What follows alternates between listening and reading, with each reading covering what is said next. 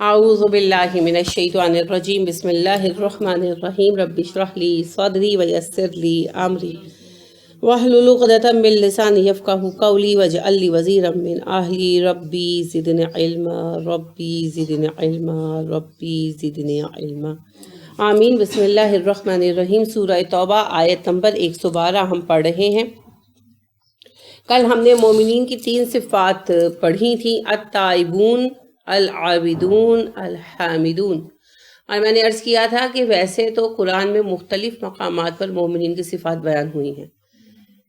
ऐसा भी हो सकता था कि एक जगह पर बयान कर दिया जाता मोमिन की सिफ़ात को, जहाँ जहाँ बयान हुई किसी न किसी परसेप्शन के एतबार से बयान हुई, कोई हवाला जिसकी डेप्थ के अंदर उनको फिट किया गया। तो यहाँ पर मुनाफ़िक़त के बरक्स, यदि एक मुआशरे में रहने वाले मुस्लिम अफराद जो इस्लाम का दावा कर रहे हों, उनमें से कौन अपने दावा ईमान में सच्चा है और कौन मुनाफिक है, ये जानना है। तो हम इन्हीं शराइत को देखेंगे, अपने लिए भी और दूसरों के लिए भी। और सबसे पहले अपने लिए, क्योंकि मुनाफिकत का फैसला हम अपने बारे में करते हैं, ये ज़्यादा अहम है। ठीक है, तो उसमें हमने ताइबून देखा, आबिदून और हामिदून। अब चौथी सिफत आ रही है अस्साइहूना। सीन ये हे से है। साइह कहते हैं सयाह को, सयाह का लफ्ज इसी से है।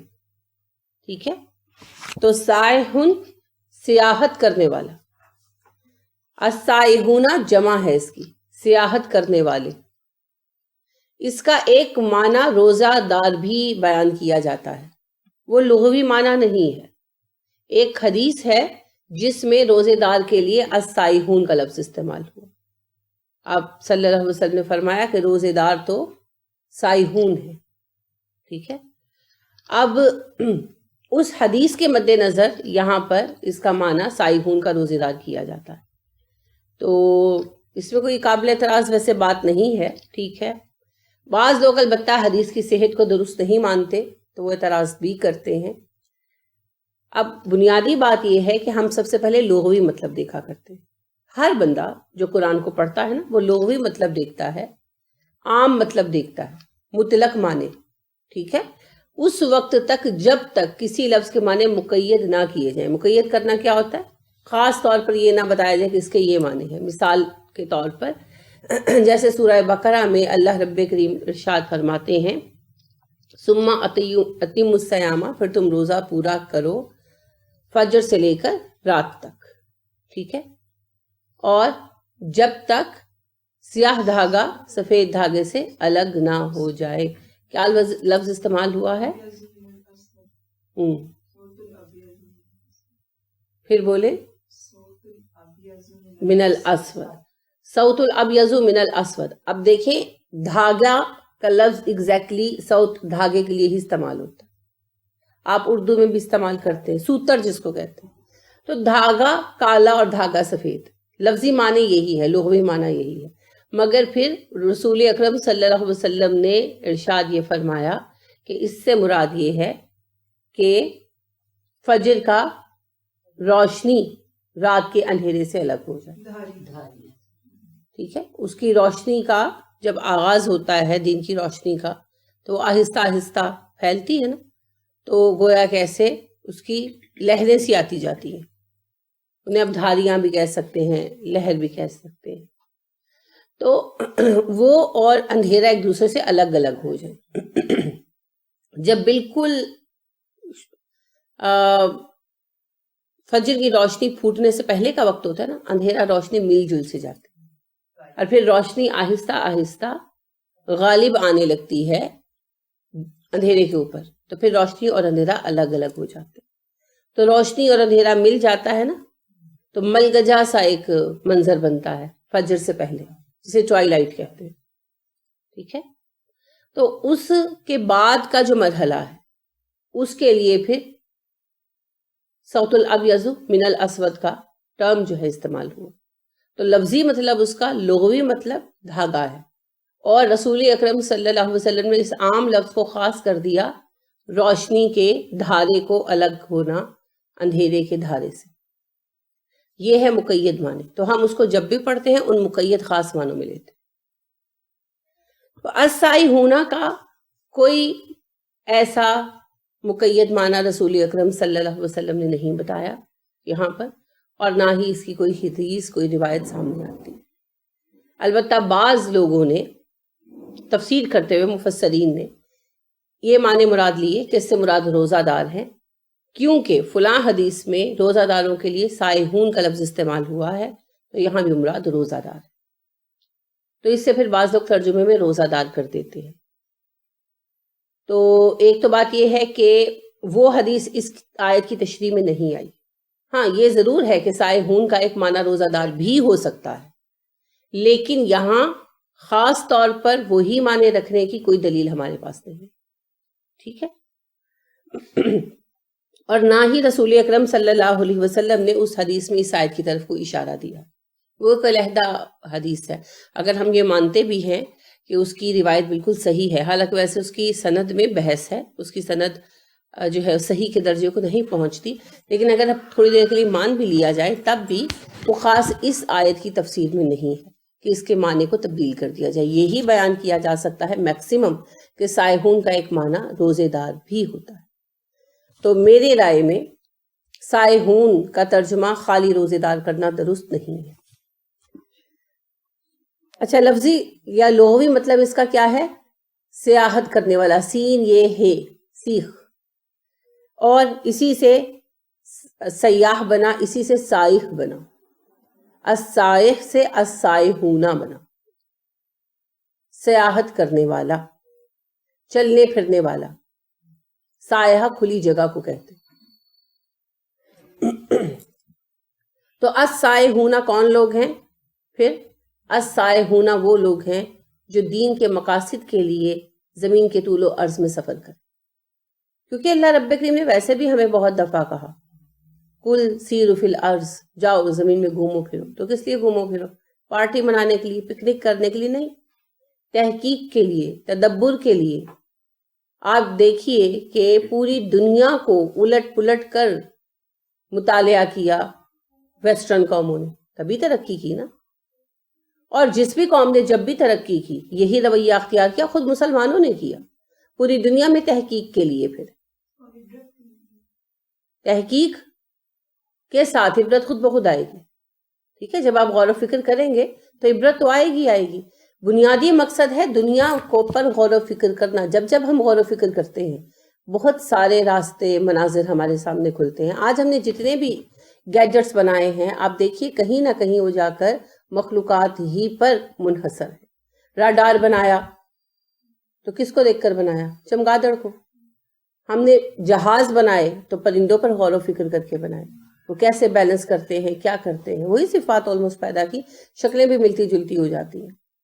پھر ہم لوگوں نے جو یہ ٹیسٹ ہوتے ہیں کیمرہ اندر ڈال کر، تو یہ بھی ہم لوگوں نے جو ہے یہ گھاس کا کیڑا جو ہے، مختلف ٹیسٹ نا، بایوپسی ہے اور بھی بہت سارے ہیں. یعنی چھوٹا کیمرہ ہوتا ہے وہ اندر ڈالا جاتا ہے اور پھر اس کے ذریعے باہر جو ہے نا پوری تصویر آتی جاتی ہے. وہ کیمرہ اندر موو کرتا ہے، اوپر وہ رکھتے ہیں اس کا جو ہے آلہ، اس کے ذریعے جو سینسر اس کا ہوتا ہے، تو وہ سینسر کے ذریعے جو ہے نا وہ تصویر آتی جاتی ہے. ٹھیک ہے، اب وہ پوری اندر کی سکیننگ کر رہا ہوتا ہے. اس کی ایک شکل بایوپسی ہے، اور بھی بہت سارے مختلف ٹیسٹ ہیں، ان میں یہ گیجٹ جو ہے یہ یوز ہوتا ہے. تو آپ دیکھیے کہ یہ جو ہے گھاس کے ٹڈے سے اس کو لیا گیا کہ گھاس کا ٹڈا جو ہے نا وہ ایک جگہ رہتا ہے سٹل، اور اپنی آنکھ کو، فیس کو موو نہیں کرتا، آنکھ کو بھی موو نہیں کرتا. آنکھ اس کی ایک ہی جگہ رہتی ہے، اور آنکھ کا جو کالا حصہ ہے نا، ڈیلا جو ہے، وہ ہر طرف ہر اینگل پہ گھومتا ہے، اور جہاں کہیں بھی شکار ہوتا ہے نا وہ اس کو سکین کر لیتا ہے، اور پھر وہیں سے وہ اپنی زبان نکالتا ہے اور شکار کو پکڑ لیتا ہے. اسی ٹیکنیک کے اوپر یہ کیمرہ بھی منحصر ہے کہ یہ کیمرہ ایسا تو نہیں ہوتا کہ اینگل سیٹ کریں. عام کیمرے کا تو ہم اینگل سیٹ کرتے ہیں نا کہ اچھا وہاں کھڑا ہے بندہ تو ہم اس کو سیٹ کریں، وہ تو نہیں ہو سکتا. کیمرہ جو ڈال دیا وہ تو اندر موو نہیں کرتا، اس کی جو آئی ہے وہ موو کرتی ہے، وہ ہر طرف موو کرتی ہے اور ہر طرف کی تصویر لے کر آپ کو دکھاتی ہے اور بتاتی ہے. تو اس طرح ہم نے اس سے سیکھا کہ ہم کس طریقے سے ایسا ایک گیجٹ بنا سکتے ہیں جو انسان کے جسم کے اندر کی اسکیننگ کر سکتا ہے۔ اب آپ دیکھیے کہ گرگٹ کو دیکھ کر اس پر تجربات کر اب ایسے ڈریسز بنانے کی کوشش کی جا رہی ہے فوجیوں کے لیے جو اپنے ایٹماسفیئر کے مطابق اپنا رنگ بدل لے، اور بہت ساری چیزیں ہیں۔ یہ چند موٹی موٹی مثالیں ہیں۔ آپ دیکھیں ہم نے کس طرح جانا کہ ہم پانی میں غوطہ لگانے کے بعد دیر تک پانی میں زندہ رہ سکے۔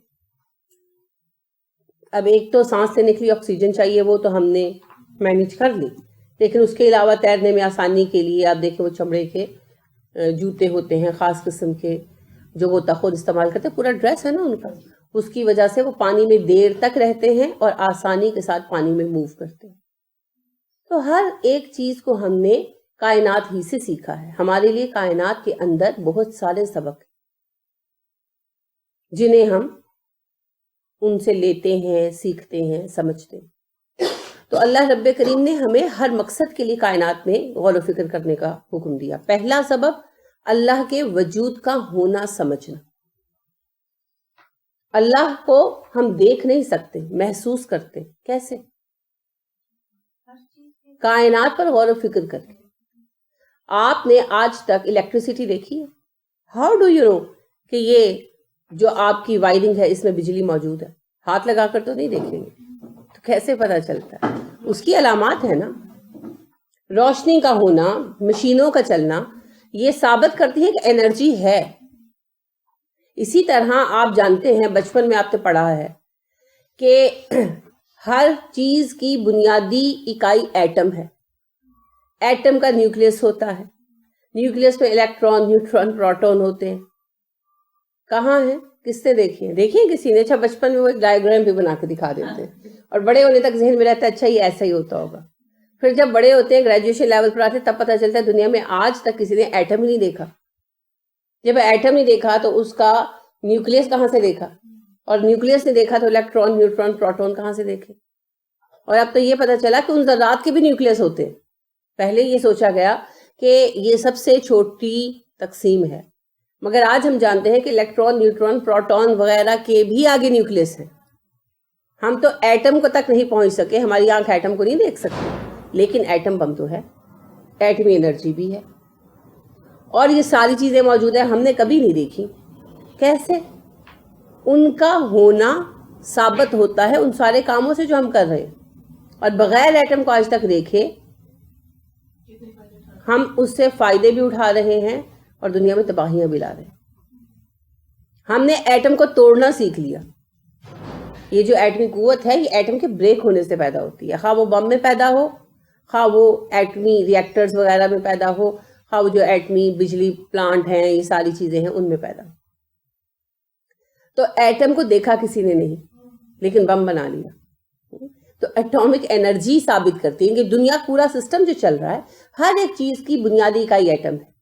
تو ہر چیز جو ریئیکشن دے رہی ہے اس سے ہمیں پتہ چلتا ہے کہ ایٹم بھی موجود ہے، اس کا نیوکلیس بھی ہے، نیوٹران، پروٹون، الیکٹران ہے، کیونکہ ہر چیز کی بنیادی اکائی ایٹم وہی کام دیتا ہے جو ہم ڈیسائیڈ کرتے ہیں اس کے بارے میں۔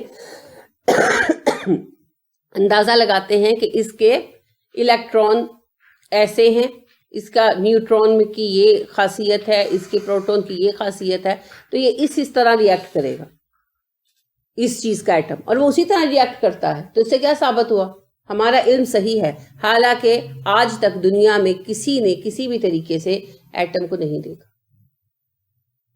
تو کائنات میں ان ساری چیزوں کو ڈسکور کرنے سے دو چیزیں آتی ہیں، ایک بنانے والے کا یقین، اور دوسرا ان چیزوں سے فائدہ۔ اگر کائنات پر غور و فکر نہ کیا گیا ہوتا تو ان چیزوں سے فائدہ بھی نہ اٹھایا جاتا۔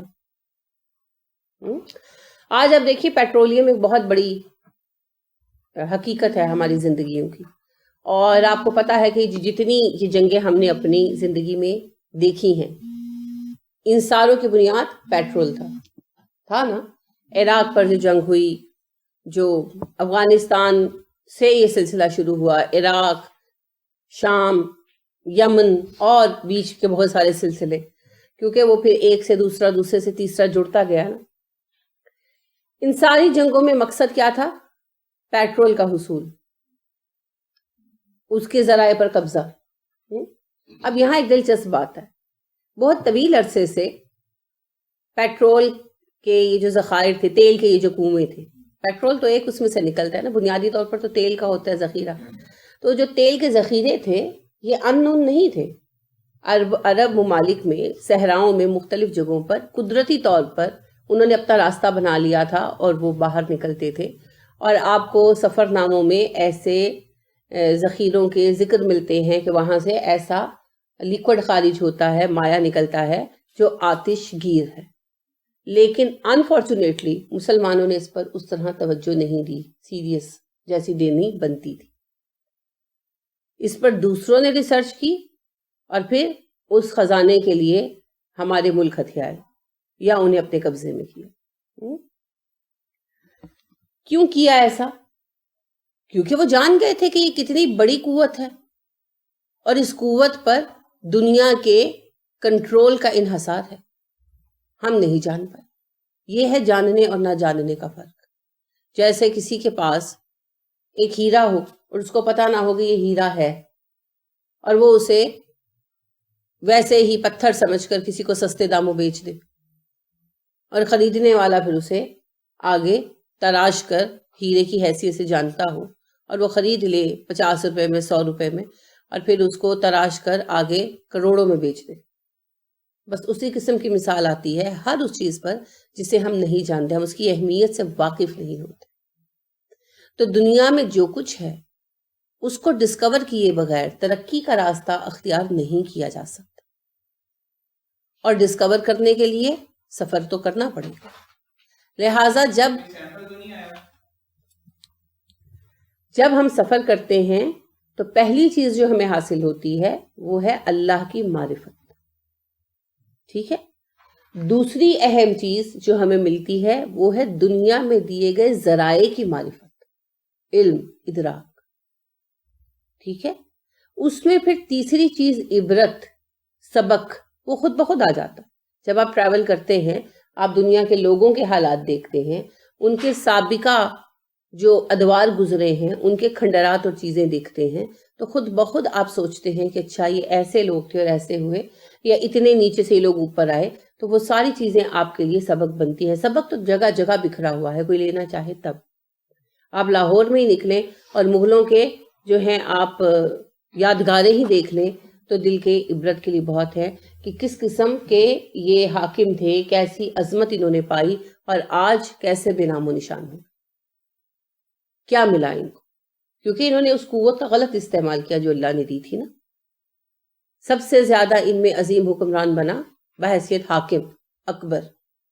پہلی دفعہ تاریخ میں پورے ہندوستان کو اس نے ایک پرچم تلے متحد کیا، مگر کیا پھر الہاد کو ہی رواج دیا نا، دین کا تماشا بنا کے رکھ دیا۔ اگرچہ بڑی تعریفیں کی جاتی ہیں ہماری کتابوں میں اس کی کہ اکبر نے رواداری کر کے ہندوؤں کے دل جیت لیے، کسی کا بھی دل نہیں جیتا۔ ہندو بھی خوش نہیں تھا، مسلمان بھی خوش نہیں تھے، کوئی خوش نہیں تھا، کیونکہ سب کے مذہب کا انہوں نے تماشا بنا دیا اور ایک نیا مذہب بیچ میں کھڑا کر دیا، سکھزم۔ بابا گرو نانک سے سکھزم کا آغاز ہوا نا، اور دین الہی ایجاد کر کے مسلمانوں کے لیے عجیب مصیبت پیدا کی، اور تب سے وہ جو ملا جلا دین بنا وہ آج تک ہم اسے خالص نہیں کر پا رہے۔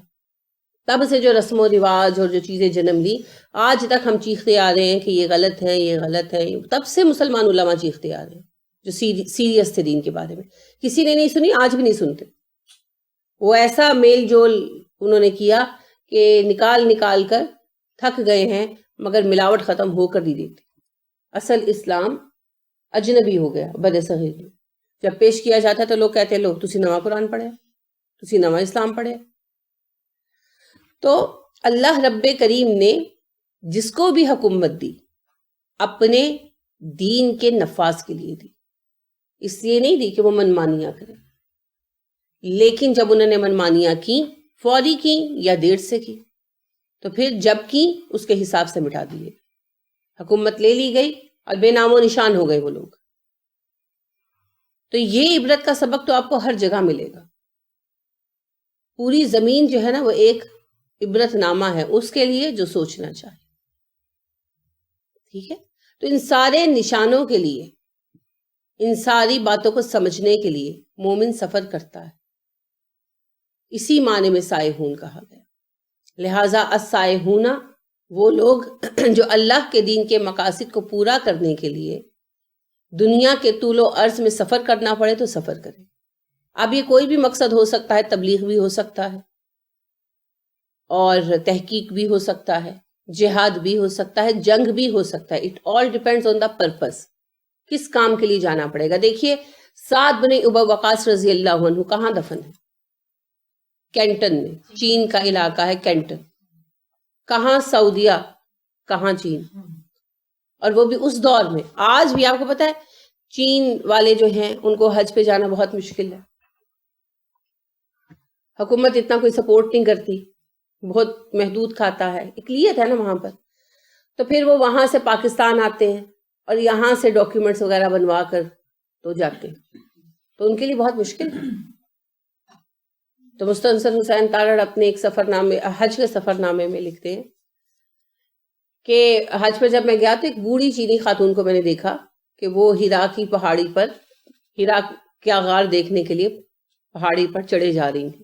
تو کافی بوڑھی تھی. کہہ رہی میں نے ان کے بیٹے سے کہا کہ آپ کی والدہ کی تو بڑی اچھی صحت ہے، اس بڑھاپے میں بھی پہاڑی پر چڑھ رہی ہیں. تو کہنے لگا کہ نہیں امی گھر میں تو چل پھر بھی نہیں سکتی، تو یہ تو بس یہاں آئی ہیں تو بھاگ دوڑ رہی ہیں.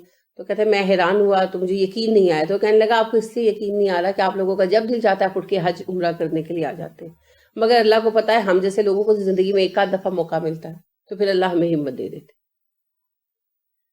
کہنے کا مطلب یہ ہے کہ آج بھی چین دور ہے. اور عرب میں محاورہ تھا، عام طور پر لوگ اسے حدیث سمجھتے ہیں، یہ حدیث نہیں، عربی محاورہ ہے کہ تحصیل علم کے لیے چین جانا چاہو تو چین بھی جاؤ، کیونکہ چین دور ازکار ملک تھا نا، اس لیے کہ اگر بڑی مشکلیں جھیل کر تمہیں جانا پڑے تو چین بھی جاؤ. تو حضرت سعد بن ابی وقاص رضی اللہ عنہ اس زمانے میں چین آئے تبلیغ کے لیے. یہ ہیں السائحون، دین کی خاطر کام کرنے. حضرت ابو ایوب انصاری رضی اللہ عنہ کی قبر کہاں ہے؟ ترکی میں، عین دروازے کے باہر. ترکی فتح نہیں ہوا تھا نا، ابھی جنگ چل رہی تھی، تو ابھی کوئی جنگ کا فیصلہ نہیں ہوا تھا. تو ابو ایوب رضی اللہ عنہ بیمار پڑ گئے تو انہوں نے کہا کہ اگر میں مر گیا تو مجھے یہیں پر دفن کر دینا، شہر کے دروازے کے پاس. تو پھر جب وفات پا گئے تو پھر سپہ سالار جو تھے انہوں نے پیغام بھیجا کہ ہم اس طرح دفن کرنا چاہتے ہیں اپنے ساتھی کو، کی خواہش تھی تو کر لیں. تو انہوں نے بھی اجازت دی جو شہر کا حاکم تھا. تو پھر جنگ بندی ہوئی تھوڑی دیر کے لیے اور حضرت ابو ایوب رضی اللہ عنہ کو وہاں دفن کیا گیا. آج بھی ان کی قبر وہی. ابو ایوب انصاری. تو آپ دیکھیے یہ السائحون کا انہوں نے ایک دلیل قائم کی. عمر بن العاص رضی اللہ عنہ نے ساری زندگی مصر میں گزار دی. مصر فتح ہوا نا ان کے ہاتھوں، اللہ نے بہت ساری ان کو کامیابیاں دی، لیکن ایک بڑی کامیابی جس سے وہ پہچانے جاتے ہیں، فاتح مصر ہیں عبداللہ بن عمر کے والد عمر بن العاص رضی اللہ عنہ. تو پھر عمر فاروق رضی اللہ عنہ نے یہ اصول بنایا تھا کہ جو علاقہ فتح کرتا اسی کو وہاں کا گورنر بنا دیتے.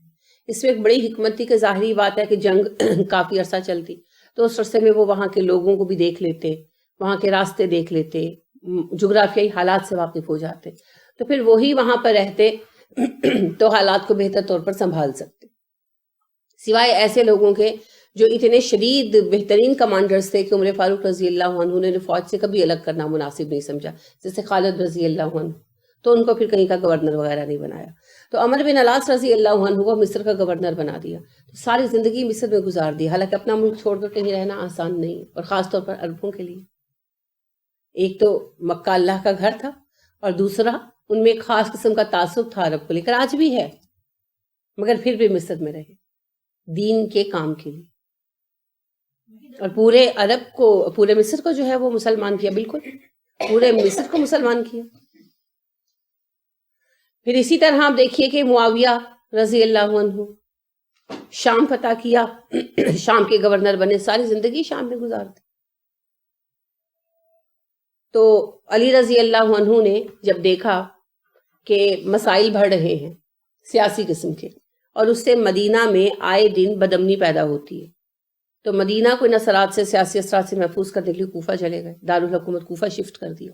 بہت بڑی قربانی تھی، کیونکہ اپنے ملک کو، اپنے شہر کو چھوڑ کر جانا، اپنے لوگوں کو چھوڑ کر جانا آسان نہیں، لیکن گئے اور پھر کوفہ میں ہی رہے.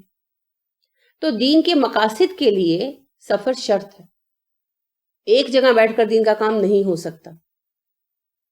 خود رسول اکرم صلی اللہ علیہ وسلم نے بھی تو پھر مکہ چھوڑا، مدینہ آئے.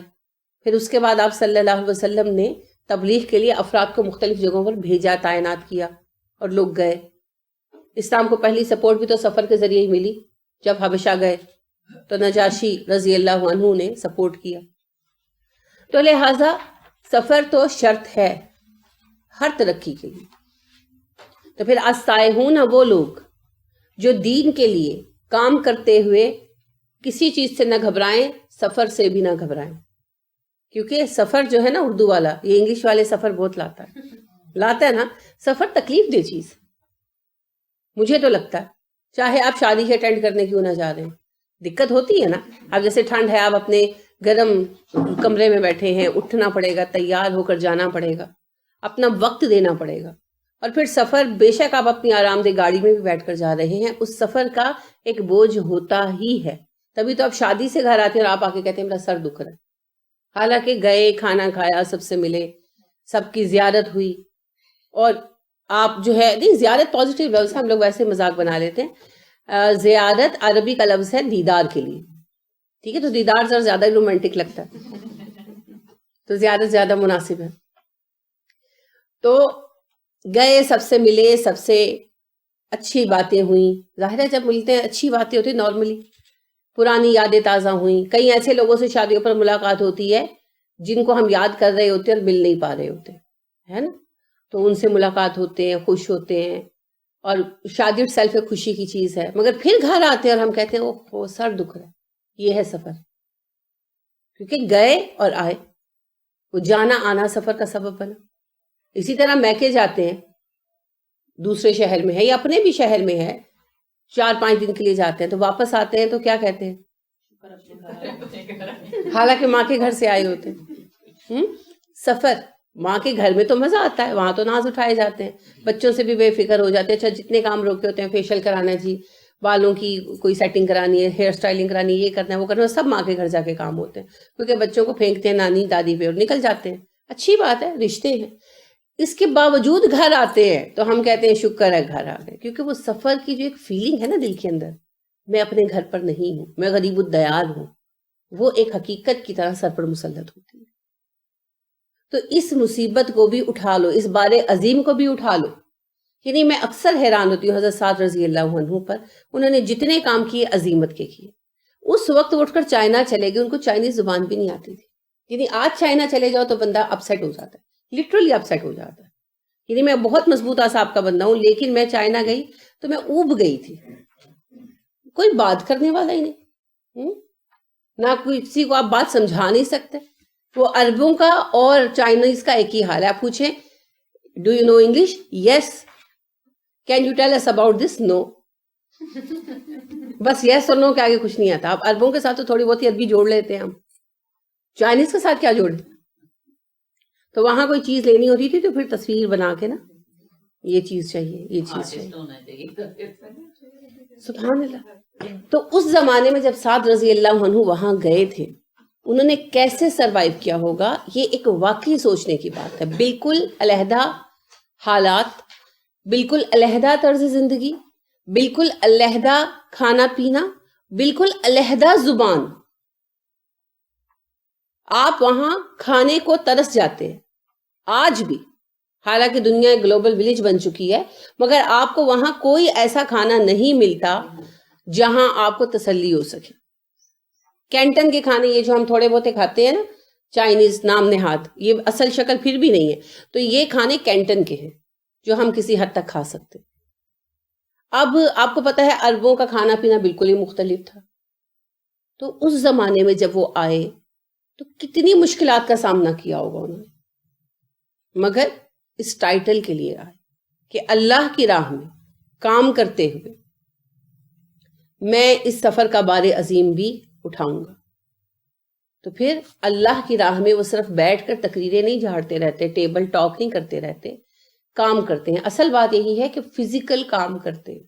ہم لوگ تو بس بیٹھ کر تبصرہ فرما لیتے ہیں نا, پاکستان کی سیاسی حالت ہو یا اسلام کی موجودہ صورتحال, ہم صرف بیٹھ کر چائے کی پیالی کے اوپر ڈسکشن فرما کر اپنے فرض سے سبکدوش ہو جاتے. لیکن اسلام یہ نہیں مانتا. کام کرو, کام کرو اور میرا پیغام لے کر پوری دنیا میں جاؤ, گھر گھر پھرو. جیسے رسول اکرم صلی اللہ علیہ وسلم گئے, گھر گھر گئے, دروازہ بجا بجا کر پیغام دیا.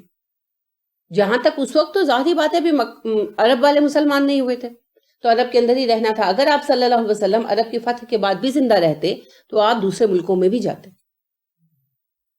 لہٰذا آپ صلی اللہ علیہ وسلم مکہ سے اٹھے طائف گئے.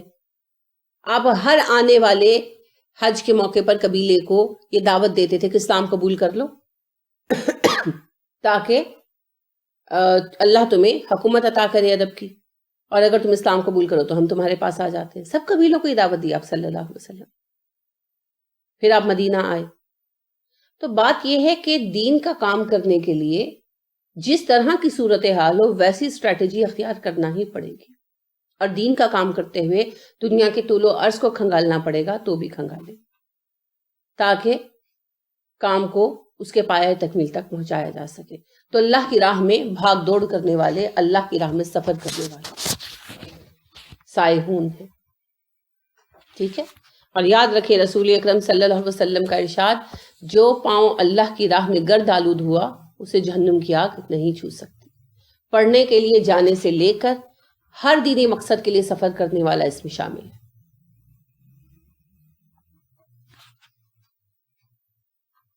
الراکعون, رکوع کرنے والے, رے کاف عین. رکوع آپ کو پتا ہے جھکنے کو کہتے. کون ہے رکوع کرنے والے؟ اللہ کے سامنے اپنی عاجزی دکھانے والے. دیکھیں, پہلی بات, نماز کا ایک رکن ہے رکوع. اگر اس کی طرف لے کر جاتے ہیں تو پھر نماز میں شریک ہونے پر. اور دوسرا اس کا معنی جو لغوی معنی ہے وہ ہے جھک جانا, عاجزی کا اظہار. عجز کا اظہار کسی کے سامنے جھکنے سے ہوتا ہے, ہمیشہ سے. کسی بادشاہ کی اطاعت ظاہر کرنی ہو تو کیا کیا جاتا ہے؟ زمین پر گھٹنے ٹیک کر ہاتھ سینے پر رکھا جاتا ہے. شروع سے یہ ایک ادب رہا. آپ دیکھیں جاپنیز آج بھی ایک دوسرے کو گریٹ کیسے کرتے ہیں؟ جھک کر. اور پورے آداب ہیں کس کے سامنے کتنا جھکنا ہے, یعنی جس کے سامنے جتنی ریسپیکٹ شو کرتی ہے اتنا ہی جھکتے ہیں نا. تو کسی کے سامنے صرف سر جھکاتے ہیں, کسی کے سامنے کمر تک جھکتے ہیں, کسی کے سامنے گھٹنوں تک جھکتے ہیں. تو گھٹنوں تک جھک کر کسی کو تعظیم دینا سب سے بڑی تعظیم ہے. جو جاپنیز ہے ان کے ہاں تو وہ پورا پھر ایک ان کا ایک اخلاقی کوڈ ہے جو ظاہر ہے ان کے بچے بچپن سے سیکھ لیتے. تو جھکنا کسی کی بڑھائی کو ماننا ہے. تو جب ہم اللہ کے سامنے, بالکل سمبل ہے, جب ہم اللہ کے سامنے جھکتے ہیں گھٹنوں پر ہاتھ رکھ کر تو ہم تعظیم کا ایک بڑا درجہ اللہ رب کریم کے لیے ظاہر کرتے ہیں جس کا بے شک وہ حقدار ہے. تو اس سے معنی ہے اللہ کی اطاعت کرنا, سمبولک ورڈ ہے, اللہ کا فرما بردار ہونا. تو اگر ہم اس کو نماز کے ساتھ بطور ایک رکن کے لیں گے تو اس سے مراد ہے نماز با جماعت میں شریک ہونا اور نمازیں ادا کرنا. تو وہ بھی پھر معنی وہیں آ گیا, اللہ کی اطاعت کرنا. جو مطیع فرمان ہے وہی نماز ادا کرے. اور اگر ہم اس کے لغوی معنوں میں لیتے ہیں تو بھی اس سے کیا مراد ہے؟ اطاعت, اطاعت کا اظہار. تو بات پھر وہی ہے, اطاعت ظاہر کرنا اور اطاعت کا پابند ہونا, اطاعت شعار ہونا. تو ہر دو معنوں میں راکعون سے مراد وہ لوگ ہیں جو اطاعت کرنے والے ہیں.